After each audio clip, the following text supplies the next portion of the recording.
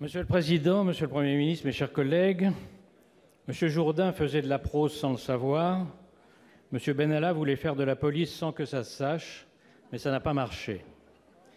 J'espère que vous me pardonnerez cette entrée en matière ironique devant une situation très sérieuse, mais on ne peut manquer d'être frappé depuis quelques jours du contraste vertigineux entre la farce d'une grenouille qui voulait se faire aussi grosse que le bœuf carotte d'un côté et le tourbillon politique qui met désormais en cause les plus hauts sommets de l'État et bloque les travaux de l'Assemblée nationale. L'une des raisons de cette situation, c'est un silence, celui du chef de l'État. Et ce silence devient pesant. En ne s'exprimant pas, le président non seulement ne se protège pas, mais il s'expose. D'abord, il laisse les opposants les plus radicaux en situation de procureur, sans leur apporter de réponse définitive.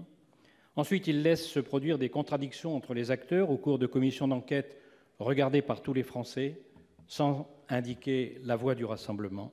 Enfin, l'anonymat des réseaux sociaux permet aux rumeurs les plus folles, les plus blessantes et les plus abjectes de proliférer sans aucun moyen d'y faire face. Le général de Gaulle disait que le président de la République est en charge de l'essentiel. Il y a 8 jours, l'affaire Benalla n'était pas l'essentiel. Aujourd'hui, que ce soit justifié ou non, elle l'est devenue. Il y a 15 jours, au Congrès, le président proposait non seulement de s'adresser aux parlementaires, mais de leur répondre. Aujourd'hui, ce ne sont pas seulement les parlementaires, mais de très nombreux Français qui attendent sa parole.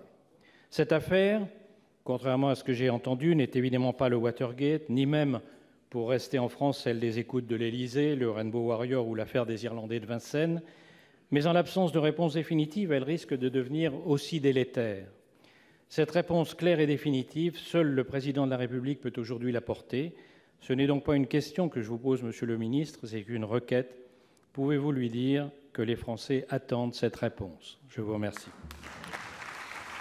Pour vous répondre, la parole est à monsieur le Premier ministre. Monsieur le Président, Mesdames et Messieurs les sénateurs, Monsieur le Président Malhuret, il n'appartient pas à un Premier ministre de porter une appréciation sur une question qui est posée, il lui appartient de répondre. Permettez-moi donc de ne pas respecter ce principe et de vous dire combien les termes de la question que vous posez et l'humour dont vous faites preuve et l'élégance que vous évoquez apparaissent évidents. Au fond, ça n'est pas une question, en effet. C'est une requête. Et c'est une requête à laquelle je ne peux pas répondre. Mais je peux la transmettre.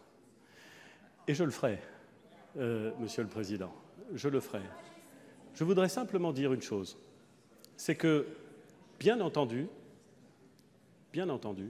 il appartient au Président de la République de choisir le moment, le lieu et le message qu'il délivrera. Le moment venu, il exprimera ce qu'il considère devoir exprimer sur cette affaire. Et, en attendant, moi, le gouvernement, nous répondons aux questions qui nous sont légitimement posées à l'Assemblée nationale et au Sénat. Nous participons aux commissions d'enquête qui souhaitent entendre les membres du gouvernement et qui les interrogent avec rigueur et sans ménagement. Et c'est bien naturel.